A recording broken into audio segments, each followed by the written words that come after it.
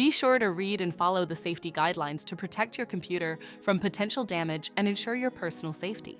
For more information about safety guidelines, see the owner's manual at dell.com/support. Before you begin, turn off the computer and disconnect all the attached peripherals. To remove the bottom cover, unlatch the monitor stand to remove it. Unlatch and slide the back cover off the system. Identify the system board shield and remove the 6 screws. Lift the shield out of the system. Find the I/O cover and remove the 2 screws to lift it out of the system.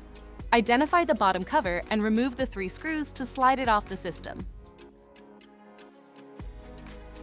To reinstall the bottom cover, slide it on the system and secure it with the 3 screws. Reattach the I/O cover with the 2 screws. Place the system board shield back in the system and install the 6 screws. Slide the back cover on the system and relatch the monitor stand. For more information about your Dell system, visit dell.com/support.